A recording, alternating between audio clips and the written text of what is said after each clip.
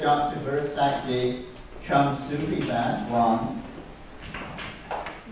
He is the Professor of Community Medicine and Director of the International Program for Graduate Study in Epidemiology and Head of the Epidemiology Unit at Princeton Songkla University, Hat He is the Director of the Institute of Research and Development for Health of Southern Thailand and controls about 60 staff in 7 offices and 18 villages. He received his PhD and his Master of Medical Science from the University of Newcastle in Australia. And he's also our alumni because he did his MD at Ramathibodi University. And he also has a BA in Economics from Sukhothai Thammarat University and a diploma in tropical medicine and hygiene from Ramathibodi University. His interests are epidemiological methods, statistics and computing, health system research, reproductive health, and tropical diseases. He has worked with the WHO, the World Health Organization, and is a consultant to many organizations. He is a member of the editorial board of the Journal of Occupational Health and of the journal, the Southeast Asian Journal of Tropical Medicine and Public Health. He's received several fellowships, numerous awards, many research grants, and has been involved in many peace and development activities. He's the author of 2 books, Graphs, Tables and Equations for Health Research and Analysis of Epidemiological Data using R and EpiCal. He has published over 200 manuscripts, many in international journals. Dr. Professor Virasakdi, please. Thank you.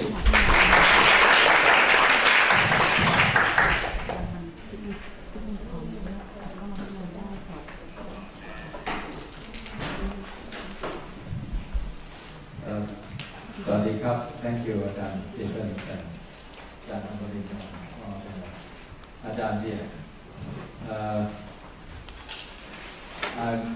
Why I came to give a talk here?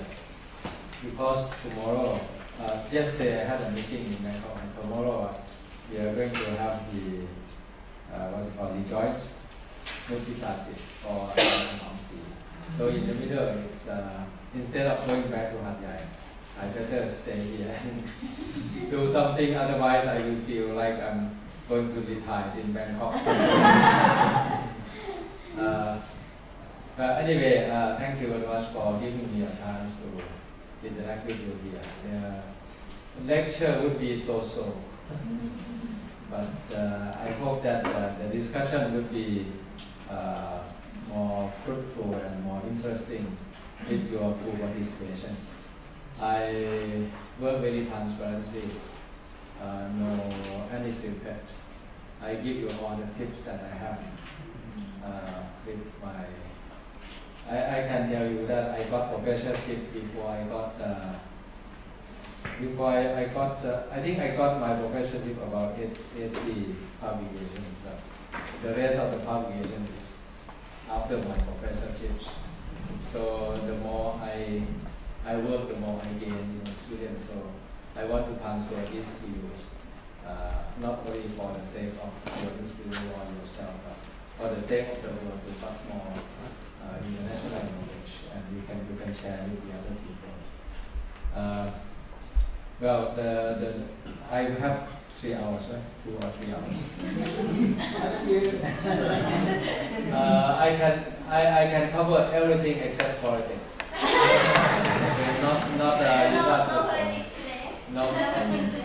If it is politics, it would be political science. This would be very impartial and based on evidence. I am not good in rumors analysis. I only look at what is accepted, facts or something, and then based on that we can analyze something qualitatively. Anyway, most of my talk today will be very quantitative. I'm a very quantitative person. I wrote a package for EPICOL. Some of you may have seen. Recently, the latest of my publication is about spatio-temporal clustering, visualization of spatio-temporal clustering. Maybe done from Department of Biostatistics, because when we look at the GIS, you only see the space, right? And when you look at the time series, you only see the times.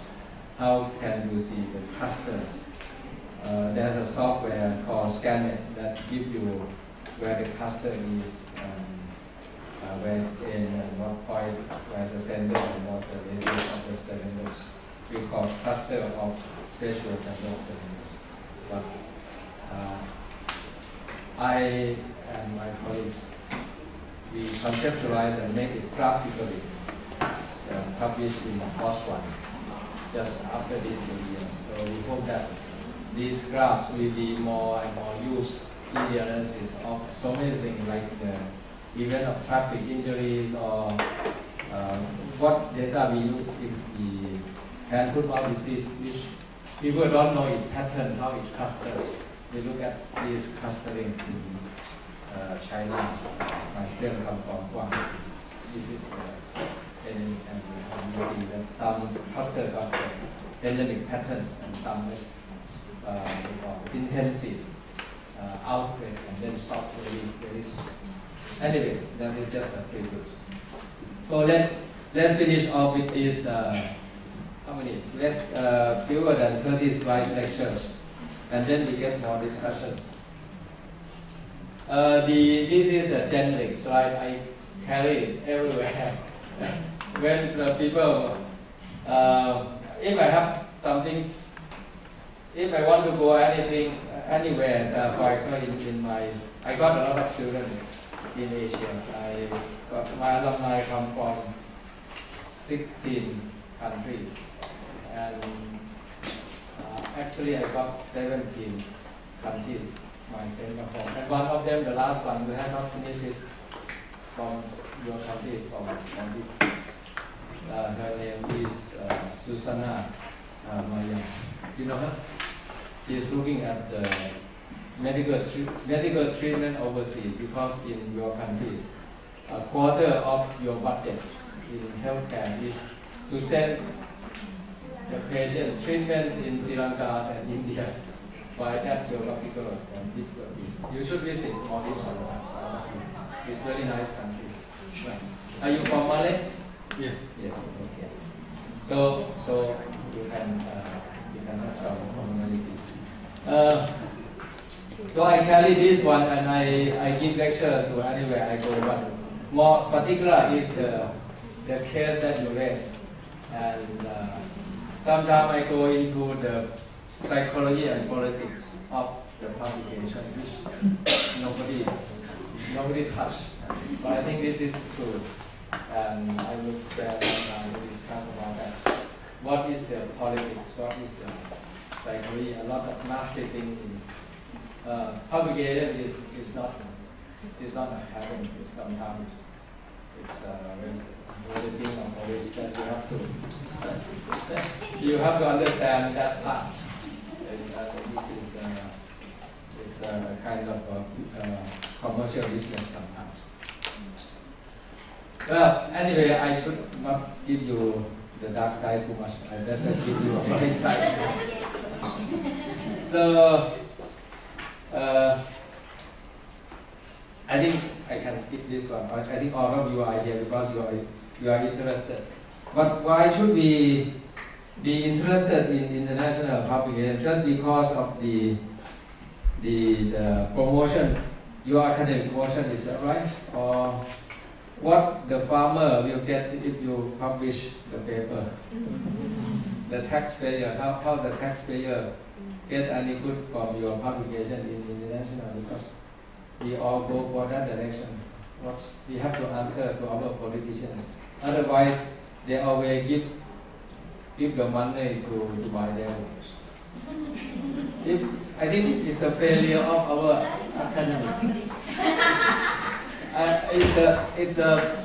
It's a failure of our academic people not be able to convince ordinary people, the politicians. So we just isolated ourselves from the real world. So we don't get enough support.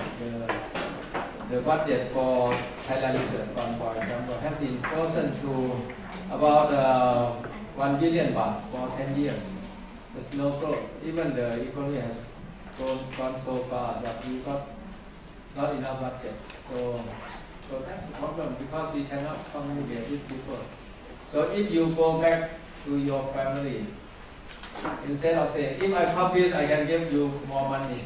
you can buy more iPhone, something like this.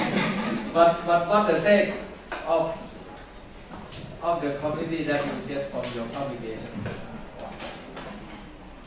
How can you tell the politician or the street vendors that, okay, I'm going, you should respect me because I published this paper? Why?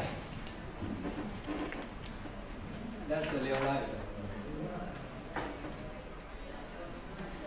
Otherwise, we just, what's the goodness of having publications? What's the motive? We can share our knowledge. Yes, because And what we have learned, our experience. yes, because without doing research, you teach what you were taught. Which your teacher was taught before. So, because the world is evolving so much, and if you don't do research, then you'll be out of it very quickly. So if I stay in, like I graduated here, I graduated from Ramathibodi. At that time, there's only computer punch cards, 108 columns, 80 columns, sorry, and we punch the cards. So I went to community medicine in Bangladesh. Nowadays, there's still any activity, probably no activity in Bangladesh.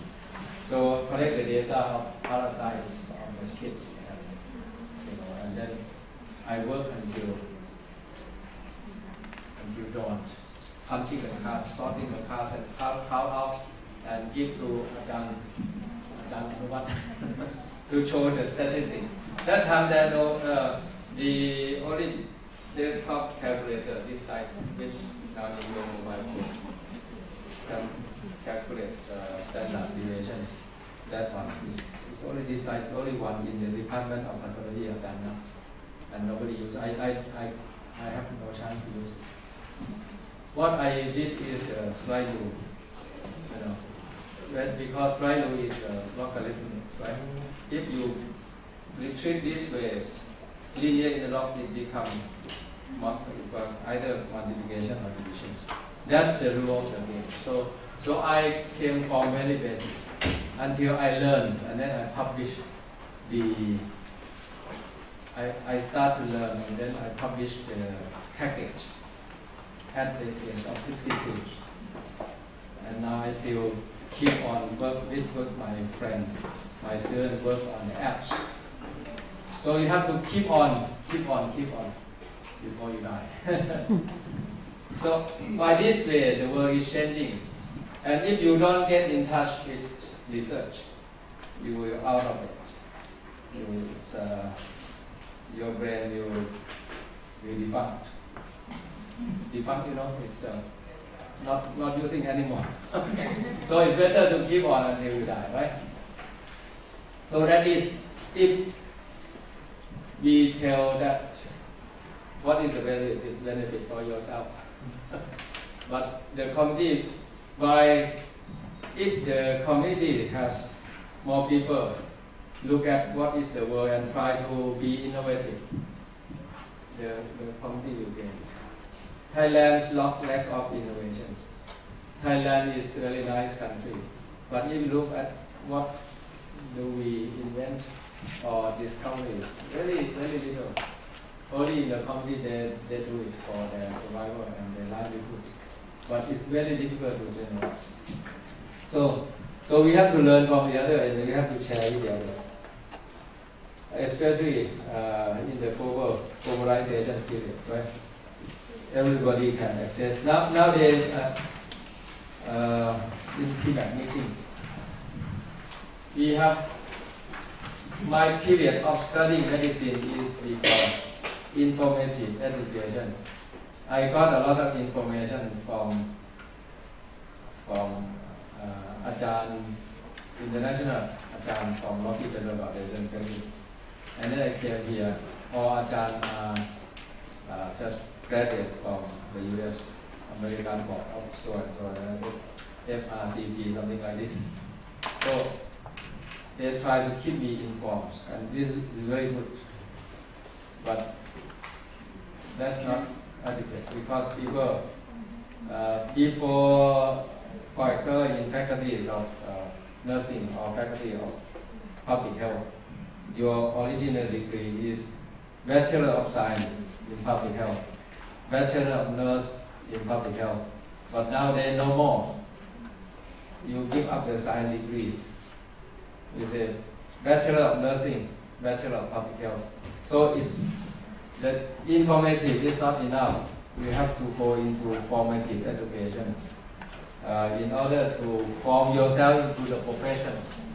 If you are a public health person, what do you need? Not only the scientific knowledge, but the standard operating procedures, the law, etc. Right? And you need to practice in order to, like nursing, you need to get license. Doctor, you need to get license. Public health also, eventually you will have license. They are coming to have license. So that is we call formative education, formation of your profession areas. And give up because information is less important than actually. And nowadays, the education comes to the third period. We call transformative education. We want to transform. But we don't want the transformer. Transformer. When I was young, the transformer is step down or step up electrical transformer. But now the transformer is the robot. So transformative means you are going to transform the world. Okay. You are going to be the change agent. So the knowledge is, most of the knowledge is fun, and you have to learn from new things, and you have to invent new things, and you have to look for the new world all the time. This is transformative education. And transformative education need a lot of research. Lecture won't work if you don't have the practical research. So that's important. Research becomes more important in the world. By research, you learn the information within the research. You do the literature review, you go to present your work, and you have to prepare. That one, the information comes to you automatically and internalized because you have to defend, you have to publish. It's more important than you have just to pass the examination, right? So by doing research, you get information and you become more careful about your career. What is the weakness in your career? Okay, I just skip this one. Oh, I remind, when I went this first slide, I gave a lecture in China. I went to gardens. There's a statue of, they call Li Yi Tiao Long Men. Any of you can speak Chinese? It's a craft. If you jump, if the craft, a lot of crafts in the forest, if the craft jumped across that gate, it becomes the dragons. Li Yi is the craft, okay, the craft. And Long is Chen Long. Dragon is a dragon. If you come out, I say, okay, most of you are craft. If you want to become the dragon, you have to get yourself in the international publications. Because in China, there are a lot of publications in the local journals, right? But eventually, the most of the impact factor would be from in China. This is politics. I will talk later on. Who hold the economy? You have to have people population. You have to have good economy. So then you hold the technology. And anything about in the future, anything related to China, we have more impact factors than America, because there will be more leaders. And all Chinese now they can speak very good English. That time they are the crowd, but now some of them become the dragons. So I say, publication is just like the gate. If you jump out from the gate into the publication, you become the dragon, but otherwise you become the crowd.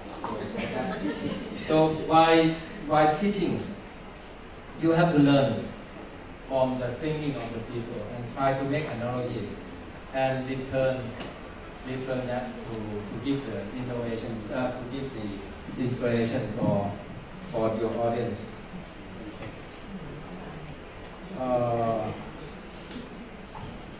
Nowadays, our unit, we got 6 staff, and every year we got about 35 or 40 publications, because we have, the important is the motivation. But I think there's no point to motivate you here, so we just come here. So how to begin? I think all of you here aim for international publication, right? But because in China, they usually aim for local publication. So one, you have to say, okay, you aim high, you don't aim low, right? And so if you want to aim for international publication, why should the interest in your publication? It must be in the topic, or anything should be of international interest. If you just guess a case review in Ramathibodi, maybe it's okay, but maybe it's not okay, because your hospital is famous. People will say, okay, I want to see what it looks like, but I think this is not a good teaching for general. You have to have something that the leader have a look, and then suddenly they want to read insights. So the topic is very important. You choose the topic that catch the eyes, or sexy topics. Right? So that's an instinct, because it's being used. So sexy means survival of your species. If you don't have sex, you have to asexualize. You have to do clonings. It's not so interesting. we are genetically put interest in sex because it's a survival of our species. So you have to make it catchy. Look at how can you sell your product into international? That's the first question. If you just if you do a small survey in a company and then you want to publish in the internet, is that possible? Yes, if you got good ideas, right? If you got good ideas, yes, but wherever you are, it's not important of your localities. It's important of your ideas. That's number one. So you have to review the international journal. So to get some idea what is old and what is new. But as an experienced person,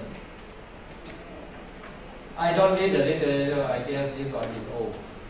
For example, my student from Nepal comes there. I want to do empowerment of women having HIV. I say, I don't look at the literature. I say this topic old, because it's so anybody can think of it. When you get more experience, you can guess that this is probably not a good idea. So if you want to publish that one, it must be something new in that area. So not just some very bland, very simple. So but I think for you people, it's better to do the literature. Who have not got the proposal? Everyone got proposal? มีนักเรียนเกี่ยวกับเปียกที่ยังไม่มี proposal ฮะ Okay. I think that's not a good time to speak because since most of you got the proposal already. But if you are developing proposal, we don't get it. Yes, yes, of course. You. Okay. So, what is your proposal? You allow me to comment rather than catchy and how to improve it to be international? This is a case studies. If I just give you lectures, I went to Korea. Okay, North Korea 3 times. Not Korea 3 times. I never been to South Korea. I mean,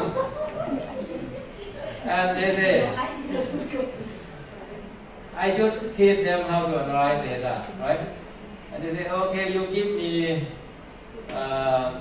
you can use the data from Thailand. I say, no. I never sell any canned food. I sell fresh food.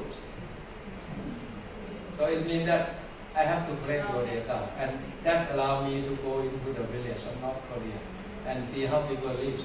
Usually they don't allow any WHO consultant to go. They just stay in the office. But let me explore it into your mind. What's your topic? And I will help you to, maybe it's already of international interest, but what's your topic? Probably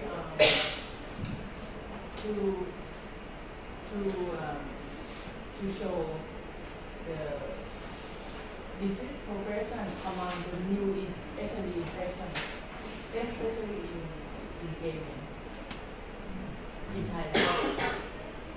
Maybe, but you will get a lot of international competitors. That's really risky. Unless you got. This is going to be descriptive according to what I listen to, right? And since this is everybody is catching the money for HIV, so there will be a lot of international interest. National and international. You get a lot of competitors. It's risky. But maybe I have some advantage because now not many places that I have longitudinal. Okay. Then you should say that longitudinal studies of gay friends, whatever it is. So because people look, they don't have, most of them don't have longitudinal. So you should show your strength in your topics, not making it just right. Okay, right? So who else? I think this will be okay according to your argument because I agree that most people don't have longitudinal. Epidemiological studies, if you got longitudinal study, if you got large scale studies, if you got large multi-center study, it's difficult to reject your paper. If you do a small study and cross-sectional, so. One is it, longitudinal studies in how many, what is your sample size if you got, let's say 1,000, that is very powerful. You show your muscles in your, but your brain is inside. You show your muscle. Master of epidemiology is the data, right? So next is your next student or your friend. Praveen, what's your topic?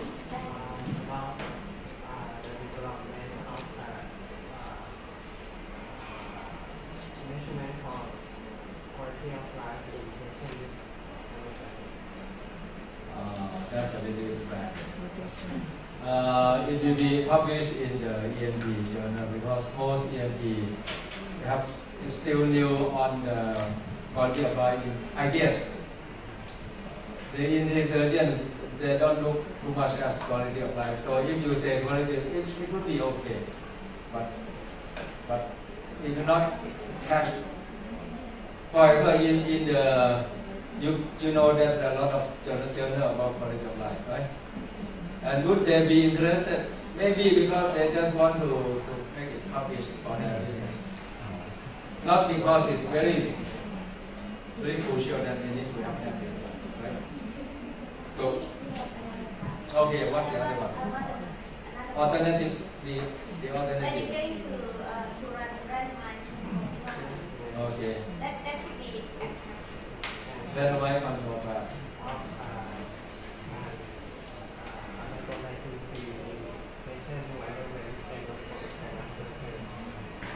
That's very expensive. That's just like your scope. You're putting the scope into very small channels. Your topic is just like that. Go into very deep in very thick channels.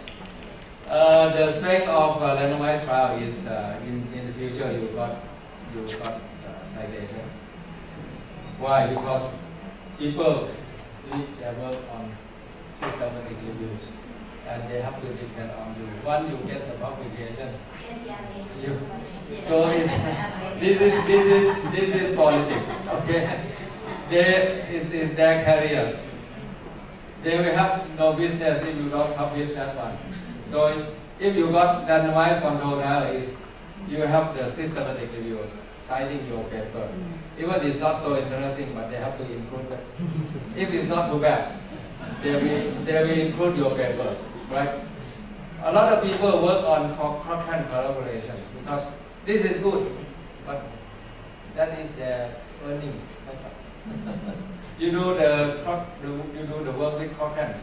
You invest very little, only your time. Right? You don't need to be very innovative. You don't need to be very critical, but you do according to your SOP. Like just like the guards. Okay, you pass these X-ray doors and then you go, otherwise you open that. You know. so but that's business. Okay. Publication is a business. It makes people survive. It makes the company survive. It makes the researchers getting the money for the funding agency, and it makes the funding agencies justify their survival. Because it's their business. The officer who run the foundation, they have to get donation. In order to get donation, they have to refer to your publication. It's business. And the donors, they have to give out the money to get their reputation. Right. Otherwise, if they just use their money in politics, it's difficult to survive. You have to be generous. Okay. I want to emphasize for the new researcher. If you don't get good topic, well, the remaining will be difficult. Once you get good topics, people will assist you. Even your paper is not so good, but the information is important. They are not going to reject your paper immediately because this information is rare. Okay. If your paper is about that to antibiotic, but this antibiotic nobody has used it. It's not important, but this antibiotic so many people use and they want to know. They will keep it survive. They don't reject. So the topic is number one. Ajahn Jalat Suvarnavela said, the strength of your argument is the change. The whole strength never be stronger than the weakest one in the chain. So if you got weak topic, that is, the vendor is so good, your writing readability is so good, but your topic is weak, that is finished. So in every step, in writing the paper, in doing research, every step is so important. You have to go through your strength in every step. The first topic is choosing the research topics. Right?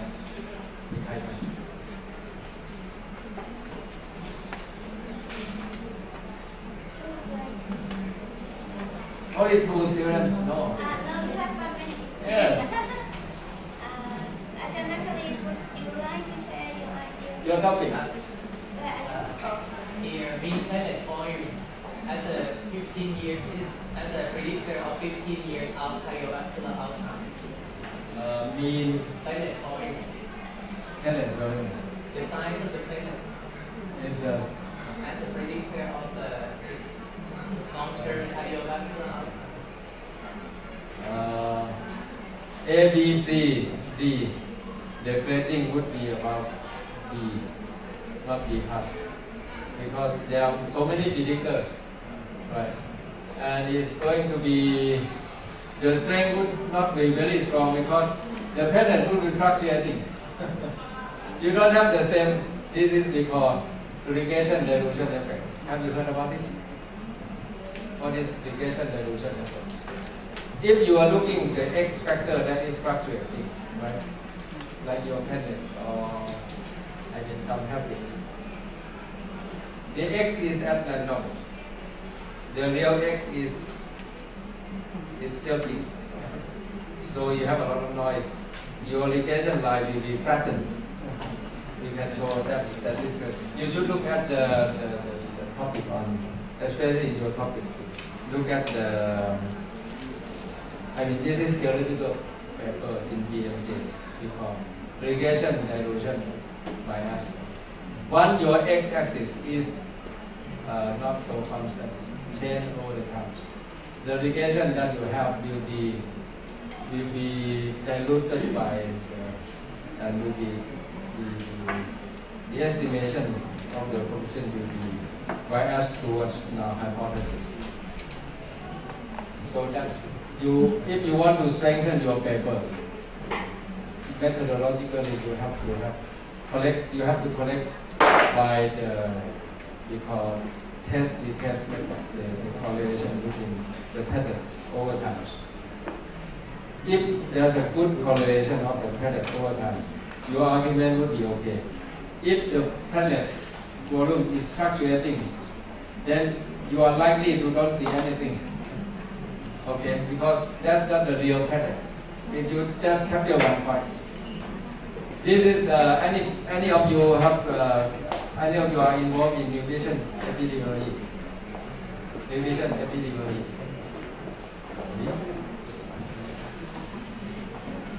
In nutrition, this is very famous things, very well-known thing in in nutrition and epidemiology because you change your nutrition day by day, right? How much you eat salt today and yesterday is not the same. You just capture salt intake in 1 day, so that you suffer from regression dilution. Okay, I think we move to something else. So a good proposal, a good topic is the key success. If you got bad proposal, it's difficult to salvage. Okay, it's better to go to sewage. I think it's the same as blood pressure and blood sugar. It swings all the time as well. So you have in order to make it better, you have to do the correlation, two-time correlation, two-point correlation, to see how it's swinging, right? So this is the subsequent paper from regression dilution bias is a subsequent of regression over the mean. You know what is regression towards the mean? You select the patient who have high blood pressure. This is from Ajahn Somchat's experience. You know Ajahn Somchat? He's the first generation of Ramathibodi teachers. He looked at his first, at that time, Ajahn Somchat published the trials on blood pressure. In fact, it's important that if you select people with high blood pressure, you don't do anything. Most of them will regress to normal. Because you select only the high blood pressure, you don't select the low blood pressure and follow up. Right? So that's why you know that regression towards the mean is you have to solve that problem in the trial by having what? How to solve the problem of how to overcome the problem of regression towards the mean. Yes, have to have the control groups. And the best control is randomized, concurrent randomized control. So randomized is next, but you have to have the control because the control will also have regression towards the mean, right? But sometimes you have the problem compatibility between the controls and the treatment. That's why you need randomized control trial. That's the logic. The logic becomes step by step. Okay. So you have to look longitudinal, but longitudinal study alone will not work because of regression towards the mean. In order to overcome the problem of logic in listening, to remove the effect of regression towards the mean, you have a control. But having the control, you have bias in selection control, and you overcome this by having randomized control trial or random allocation of the treatment groups. That's the logic. Okay, but and we think that this is good. This is not only good. Actually, there's a lot of sometimes not God. It has its limitation. If we have time, we can discuss what's the limitation of the mind control trials. Okay.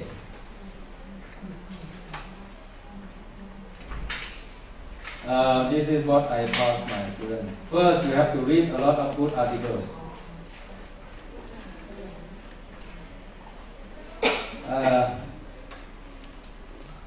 When you read, most people just want to find a conclusion. And that's not a good way to learn. Okay? You should learn how people express their ideas. The flow of thought, the flow of words, the construct of their articles. If you read a lot and you read carefully, then you become acquainted. You are going to speak the same language as most writers. That's the truth. If you just if you read only abstract, you are not going to be a good writer. You have to read the article and try to see how people do it. Just like when you are kids, you learn how to speak, right? You listen and then you make some error and some mistake. Eventually you get acquainted. So in reading articles, you must be careful and you have to follow, and you should rate whether that article is readable or not readable. A good article should be readable. Readable. What is the word in Thailand? In Thai language. Yes. So it means that you maybe have to ask Stephen maybe a 5 times.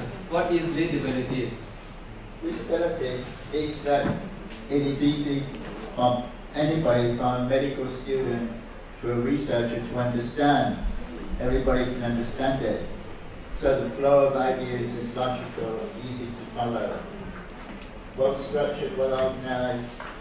So I would say that my main help in supervision of the student is to make their article readable. Readable is, I mean, you can read but you don't understand, that is not readable. That is true. So readable means you have even you got a good sentence composition vocabulary. Sometimes it's not readable because the idea is not well structured. The flow of thoughts, the connection between sentence within the paragraph, the connection between this paragraph and the next ones, and a lot of you get confused whether to put this in the introduction or in the methods, right? Like you say about settings, right? Some the introduction. That's not much of a problem, but sometimes you put the result in the discussion and make it not readable. So you get confused and inภาษา Thai you call วกไปวนมา or you are so obsessive with some idea and the same information appears in many places with the same different sentence but more or less the same meanings. So when you write, you have no chance to detect, but when you read, you can detect. And you ask somebody to read it, and then they don't understand, then you fail. If your friend don't understand, how can the reviewer understand? So readability is, to learn readability, you read from the others and try to criticize whether the paper is readability, right? Some paper is very long, some paper is very short. Even some paper is very long, but the readability give you a lot of logic flow. You want to read it from the beginning to the end. It's very readable. Okay. So the length does matter, but readability is more important.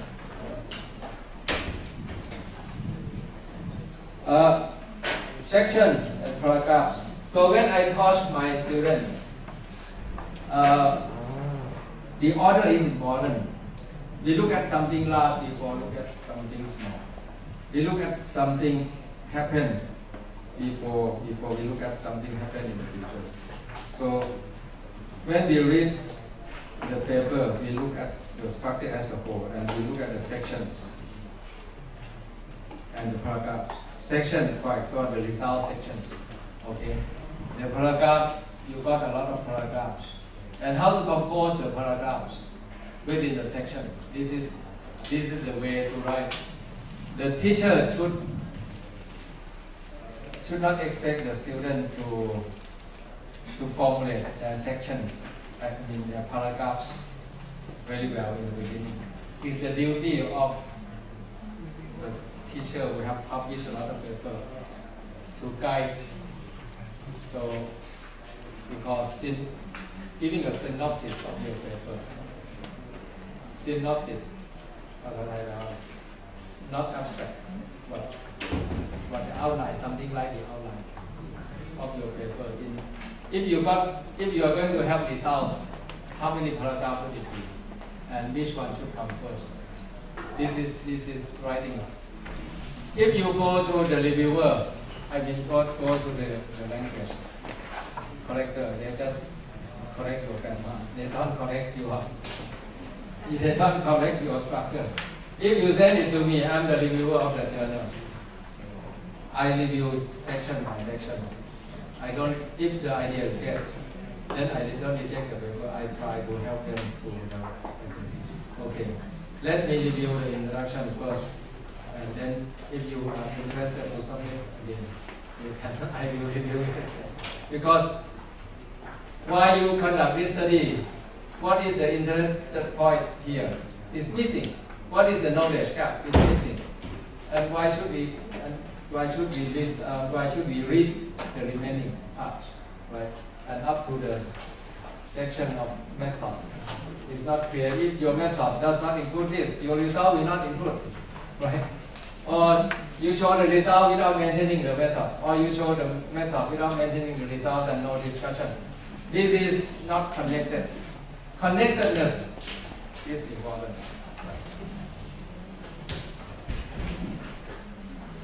So we don't expect the students. I think for me, in teaching the students, teaching of writing is just like apprentice. There's no way. We have to work together. And the teachers have to give some guide, some instructions. You cannot just correct and say, no, what do you mean about this? What do you mean about the student will first. They don't know how to please you. Right? I'm very popular among my students. I got the students from Muslim, medical student. They failed. I took care of them until they were kicked out from the university. That's why I can work in the deep south. And some of them successful and they become the director of hospital. I can go and visit them very easily. I work with the Red Crescents, for example. So in the Muslim area, because we took very good care of the students, not just comment and say bad things. Okay, we have to encourage, but their achievement is your achievement. If they publish your paper, usually your name is there. If they fail, you fail. So writing a thesis is another story. Writing the article is another. It's completely. Writing the paper is politics. It's nitty-gritty. Is something else. And it's your business. The student finished their thesis but got no publication. You gain very little. But if they got publication, your future money is there.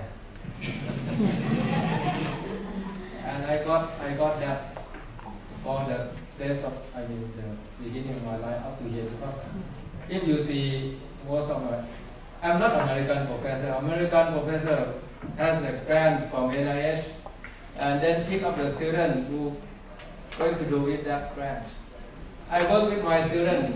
I got no grant, no idea. It depends on your ideas and help you to success your ideas. And we go together to get some grants sometimes. But but nowadays no more. We got a lot of grants. But that's very tough, and the student is very good. They have to revise the proposal, throw away the proposal, and write a new ones after spending 1 year. But they become very good researchers. So we have to know how to please our grant reviewers. Nowadays, your student only please you, right? So please people is important. If you think I'm success, I know how to please people. Okay, not only my wife. How to please your students? Your career, your success depends on your students. Right. How to please? I mean, I have to also please my children because they look after me. What is it? You please your student more than please me. You spend your priority with like Bill Gates said. Bill Gates. Children said, "What do you want?" You say, "I want your time." So anyway, you have to strike the balance. But pleasing people is very important. As a teacher, you have to please, and you have to please the reviewer. That's important. In order to write a successful paper, you have to please the readers. Just say please means you please them, not ask them to please you. And say please. Readability. Perhaps this is the most important slide in the top because you know all the structure how to write it. I think I not only review the journal article. I also, at my age, I have to review a lot of regulation in the university. I'm the committee of high education commissions. I'm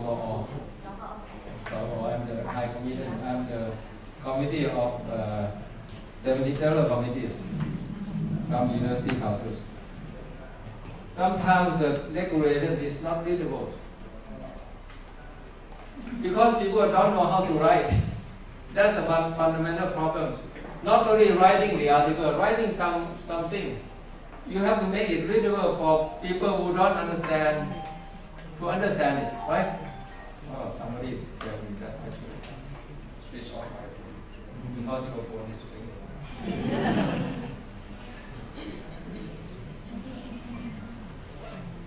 Okay, no problem.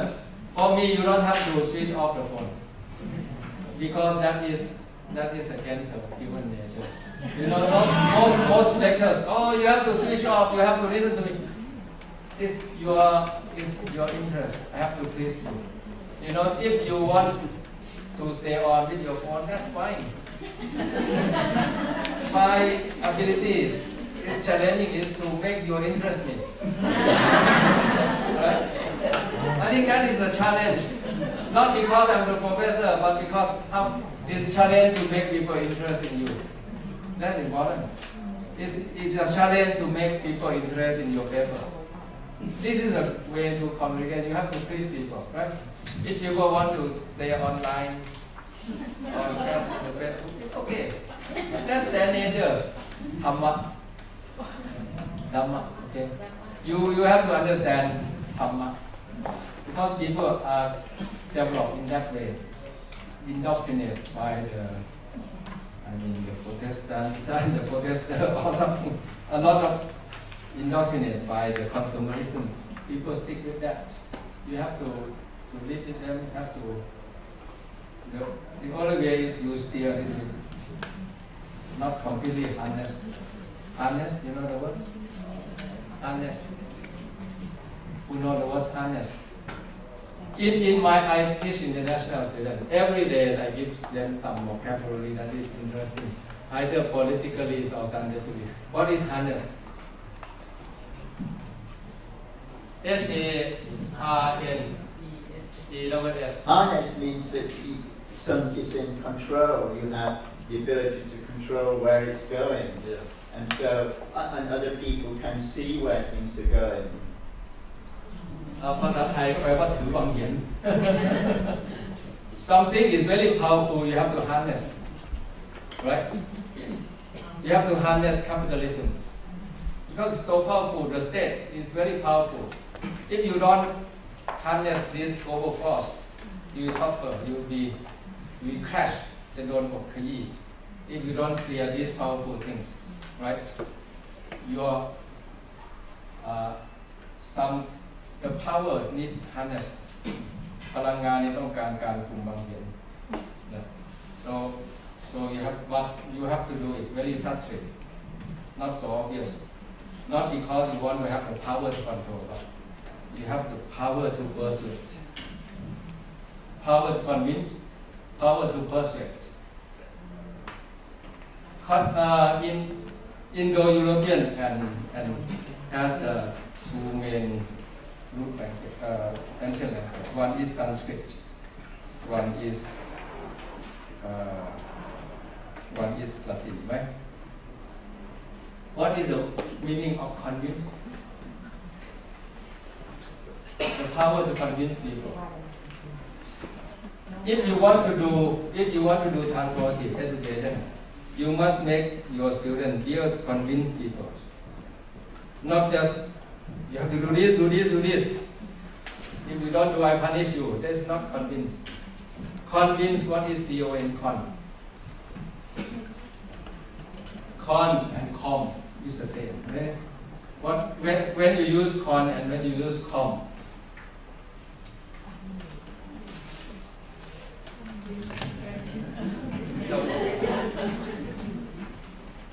The idea of convince is to get... No, just con and com. When you use con and when you use com.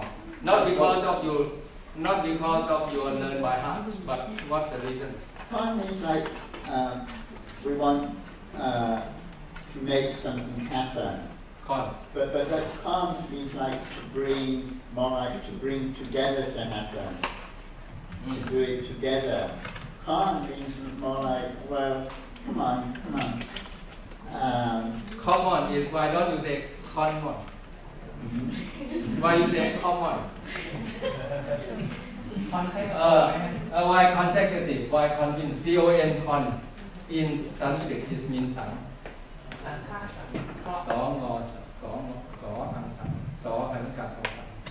It's in make togetherness. And wins, V-I-N-C-E. Wins. You look at the movie called Kataka, right? There's two boys. One is Vincent, and the other is Eugene. That's very symbolic. Eugene means you thyroid, you very good, right? Eugene means very good genes.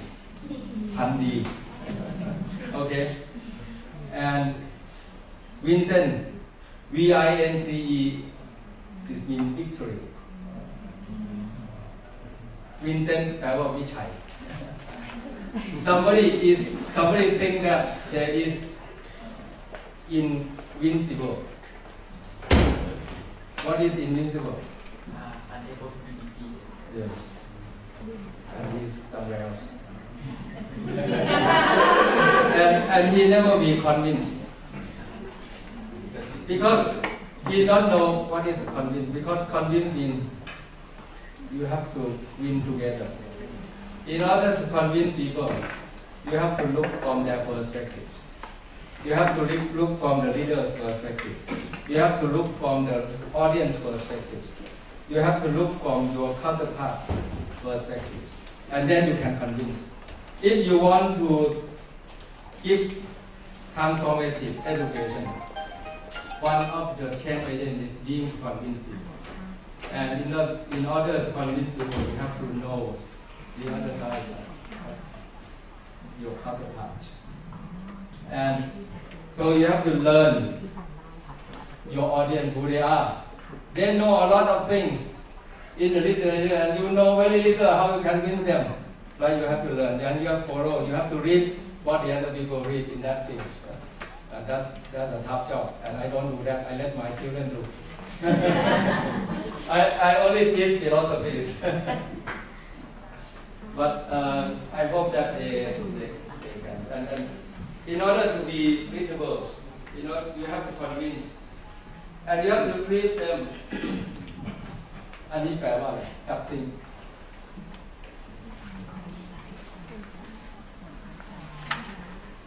I like mathematics. I call this one as information ink ratio. Something about it. It means how much ink you spend and how much information you get. This is in graphics also. When you draw graphics or write the papers, you should use little ink, little space, but get a lot of meanings. Okay, you see Sun Pu. Sun Pu is he wrote a lot, but all of his composition is very succinct. You look at nowadays the poems, it's repetitive, saying the same stories, but using several words, not like Sun Pu, right? Sun Pu got very nice poems and very succinct writing. So succinct writing is very essential. Even you are the poem, you must be succinct to be successful. Okay. To flowery, you throw a lot of flowers without essence, not so good. Look at Sun Pu. But that's why he's genius. Right. So this is information ink ratios. Clear, non-ambiguous. A lot of people write sum. I first look when I find the word sum, then I Q. Because sum is very ambiguous. How many? Who? Somebody. Which paper? Some paper. Some author. Who? And how many? Like this is an example of non-ambiguous word. We don't know who, and just wait, rumors. So you analyze politics, you listen at rumor, that money get that money, that people get that money from that person. Don't believe it.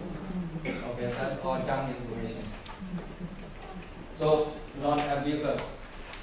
Everybody, when they read, they understand the same thing. That's important. Non-repetitive. Even you are very obsessive with that idea so much, you can only speak once.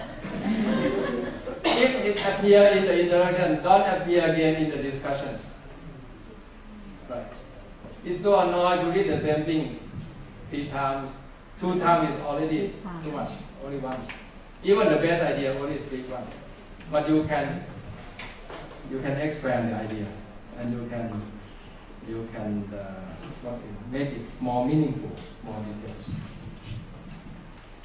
Evidence-based, not idea-based. Okay, you can have very good ideas, but what is the evidence? You show by evidence we mean giving some statistics, reliable references. Okay, not just being this will be because of this, because of that. That can be in the discussion by guessing, but make it minimal. The guessing should be minimal. This is my most common teaching is the order of presentations. When you compose the sections, the section is fixed. You start by introduction, right, and end by discussion, because that is the logic of flow of sections. But within the introduction, how you order the paragraphs? It's almost routine. In the future, if I can, there's one software, F-Info in the past they call ePaid.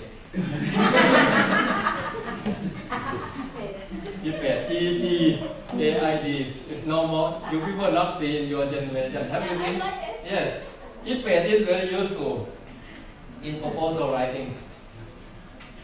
It gives you how to write introduction by, you just fill in the blank because it structures very well. So the size of the problem, right? What first when you write the papers or write a proposal? For me, introduction is introduce of your wordings. What do you mean by that? Right? What is it about? Like your antibiotic. What is antibiotic? That antibiotic. You are talking about that kind of patient. What is it really? So people have common understanding. So that one e-page only consult for use. And then e-page you say why it is important, what is statistics. So you just fill in the blank. Okay. But nowadays nobody uses e-page. So it gives me some room for teaching people. If everybody uses e-page, I can write a song. I hate repetitions. If anything is repetition, it's become a function. I write a function. Taking something out in common. And for example, if you got a listing in your PowerPoint, you look, this word is repeated more than once in the listing, then you take it out as a common factors or common levels. So you can downsize the number of letters by down to at least a quarter, because try to reduce unnecessary words, especially in the PowerPoint. Give the bullet charge. Not let people view your slide. ลืมมองไม่ใช่อ่าน glance. Let people glance your slide and understand what you want. Not read your slide. ลืมมองก็เข้าใจแล้วว่า just glance the slide you see, and they will come and ask you. Okay. So in presentation, make it attractive by giving emphasize the highlighting. So the levels.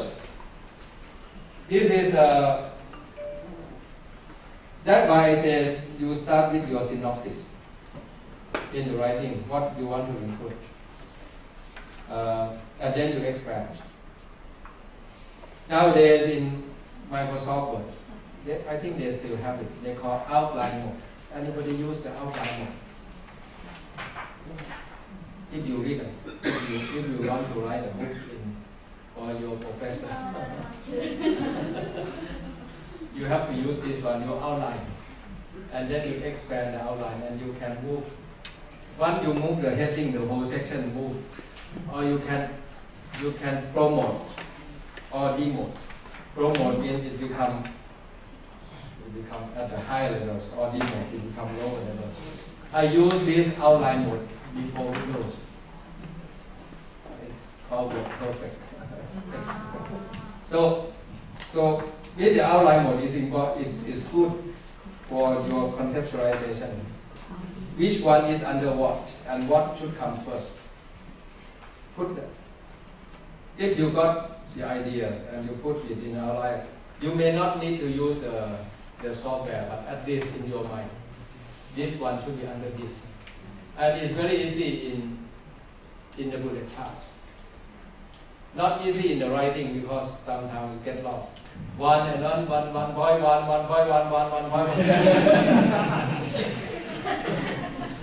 That is in the thesis. In the thesis, I recommend that the thesis should have numbering, this system, so we know at what orders, because it's very long. But in the manuscript, you don't need to put the numbers. You should let the readers know whatever it is, right? Because it's relatively shallow. In the writing, in the manuscript, it should be shallow. But in the thesis, it can be more details. But if you got a lot more detail, you put into the appendix, right? For readability reasons. The levels, the scopes, chronology scope, for example, we mentioned the world problem first, okay, and then the region, and then the countries. What is the world size of these HIVs and MSM, not SMS. Send SMS or send MSM. This happened, right? And then you go to Thailand, and then you say, in our setting we have this size of population under captures by our health system, whatever it is. So the scope. First, you become the verbs, and until you become the verbs. Verbs I will and verb I will. Summary is the verbs, but never know what the verb C. In writing the articles, you should give people the word I use and the wrong I use, right? Look at the details. In order, don't then become word, then become verb. So, starting from the word I use, going to the verb I use, into details, everything, and in the discussions, become the word I use. That's the conclusion of your paper, right? And then chronology. A lot of people don't care about chronologies, you know. In their reference, they just sort by randoms. You should sort your sentence in your literature reviews by chronology, because then you understand what happened at what time, right? The original, the old paper, the methodology is usually simple. The laboratory techniques, the understanding in molecular technology is very simple. But then, when you got new technology, more sophisticated methodology, what happens? Then you understand. And then now you are in the current one. You are not talking about the past, but you have to let people learn from the past by writing a good chronology. This is a sentence. The sentence should be in chronological orders. Your Mathilian method, for example, what should be the starting in writing? Mathilian method. The starting. If you put the orders, there's no rule of thumb. You can mention. Can we look at subject selections? Yes, study design. Yes. And then maybe study setting. This may be equal. You either have study setting or study design first. Where is your studies and what is your design? Right? This is different. But you starting with subject selections.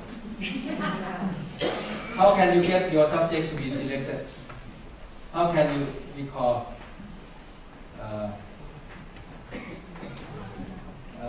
ascertainment? What is ascertainment?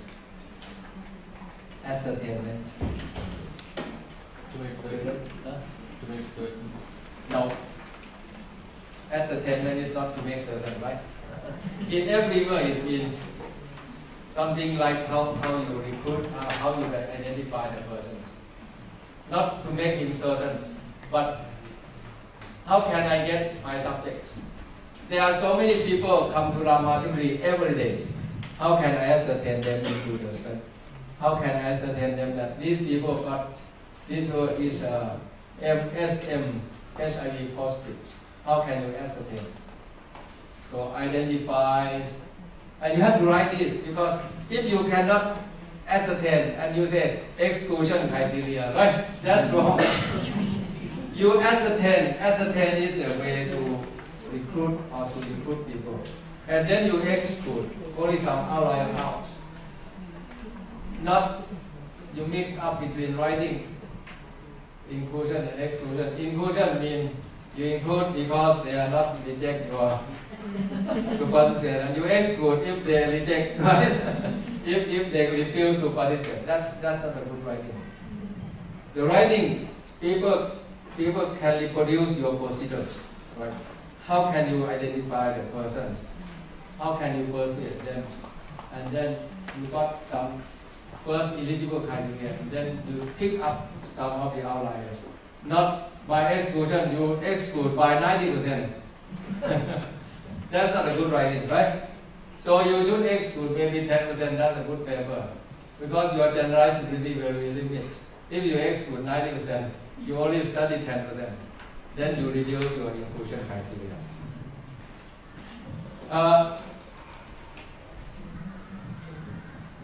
This is the last slide of this sentence. Thoughtful. How to be thoughtful? How to be thoughtful? How to be thoughtful? You want your student to be thoughtful? Yes. Right? What they thought was, their thinking was something not relevant. Everybody think all the time, right? If you are not asleep, you have to think something, but how to be thoughtful? Oh, I don't know. Any of you are medical educators or psychologists? Questions. Yes, thoughtful have to interact with people, right? Have to learn and I don't know, have to interact with people and try to criticize something. Huh? Imagine, yes. A lot of things, but I don't have the rule of thumb how to be a thoughtful person. And when I was young, my friend Ajahn Rattanapon, Ajahn Kunmi, they said I'm too old. Right? I'm precocious senilities. Getting old since I was precocious senilities, means people get atherosclerosis since maybe 5 years old, become very old. Precocious means too early. Senilities. You got a lot of senile disease, you got OA, you got heart disease. So my friend, my classmates, especially the women say, I'm precocious senilities, worry too much about the societies.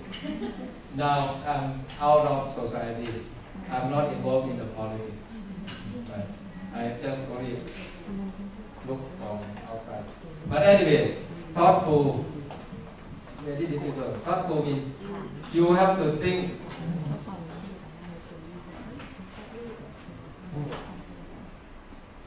It's difficult. You want to produce somebody thoughtful. First, I think they have to be well informed. If they don't have information, then how can this be generated? Right? So you have to keep your students search on information. And nowadays there's no problem with information because it's in the cloud, not in the servers. What's the difference between the cloud and the servers? My work is in the cloud. If I throw away my computers, it's still back up in the cloud, spontaneous backups. Because you store your backup in the cloud, you never lost it. It's automatic. So it's in the cloud. The information is in the cloud. Google is in the cloud, right? Skydive is in the cloud. Right? These are in the cloud. You get the information from the cloud. Right? Everywhere. So it's not a problem of giving people information. But you have to guide people how to seek the information that is relevant to them. But there's so many information in the world. In teaching of my students, I advise them to look at in the literature and write to, for example, using the software, we have to solve some problems. Then we look at the program, the package, and we write to the package authors and ask them, and then give some article discuss. If you are in that field and you think your proposal is good enough, you write to the expert in the world about your ideas. And you get a lot of thought from them. It's more thoughtful. Right. So you have to connect, but you have to stay focused on something. If you see around web, use a lot of things or so obsessive, compulsive with something, you never be thoughtful. You have to optimize the scopes, focus on something, and make it very useful for you. But how? And then you have to be critical. Okay. So get information. Well informed does not mean that you get a lot of information, but get the information that is useful for you.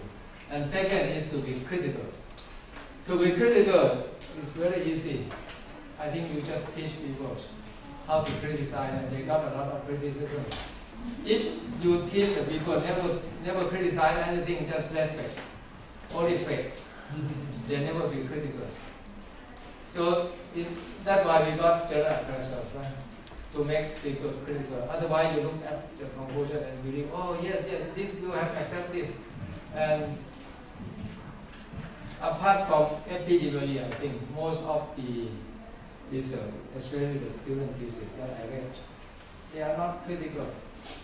They just see, okay, this one is quoted in this thesis. They never read the originals, and they never criticize the ideas. Right? Then we criticize the strength of the evidence, the quality of the data. Then we get bad literature reviews. A lot of bad literature reviews. Just put in the conclusion, these people find this, these people find that. But in fact, that's a false, that's a wrong conclusion. We never know.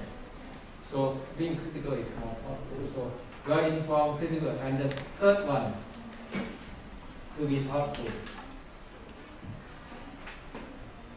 You can be critical, but can be very destructive. And that's not thoughtful.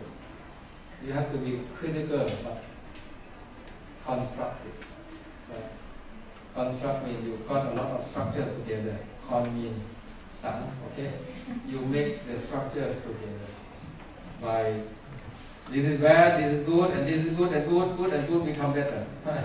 Make and remove the bad thing from this. So you have to synthesize constructive and make people positive thinking. If you look at everything so dark, that's not good. People don't like to be pessimistic. People don't like pessimistic people ideas. And optimistic is also not good because not enough critical thinking. So well-informed, well-focused, critical thinking, and constructive. That's my definition of thoughtfulness. Okay, and then I think this is in order to make people accept you, you have to be humble. When you write the article, this is only show your strength and say this is very you show your primacy. Primacy, you're the first one who publish this one. That's not important. We don't claim primacy as a strength. Okay? Primacy, you do the first one first, it may be a lot of mistakes. So don't overclaim your strength. But criticize and be humble. Don't say it can be concluded that I don't like that. It may suggest that. Right? You tone down your ambitions. Even you want to say so, right? As I say, even you are very obsessive with one idea, you only speak once. Even you are very strong with your recommendation, you turn it down a little bit. People get the same information, they will judge. Right? But if you are very strong, who are you? And even you are a great person, people don't like what you call boasting people. Even you are the prime minister or you are the janitor, you have to be humble. And then you will survive and you'll be happy. Happiness. Okay? In Chinese they call 平安才是真的福. They say peaceful and healthy is Watson. I don't know the word Watson. It's lucky and happiness. So eventually when you are the researchers, you still aim for peace and happiness by not getting a lot of arousals. Don't consume television more than 1 hour a day. Whatever channel it is, that make you not thoughtful. Repetitive ideas. You don't get any new thing, no criticality, only one-sided. Don't do that. If you want to be a good researcher, right? That's my recommendations. So I stop at this point and take a break. And what is a stop and end? What's the difference between stop and end? When I write a program, some programs say stop and some commands say end. Should we end or should we stop? Stop. Stop. What's the difference between stop and pause? Pause means short stop. Right? If Pause means you still stand by. But stop means you finish this one. You expect to reconvene. End means bye-bye. So this is not at the end. This is just a stop. And then you come again maybe at what time? For this problem. Yes. You don't want to discuss it individually, right? You want to see a show. Okay, 5 minutes. Thank you. Don't sit, just walk. That's bad for your health. You do a lot of research to improve the health of people. Why not improve your own health?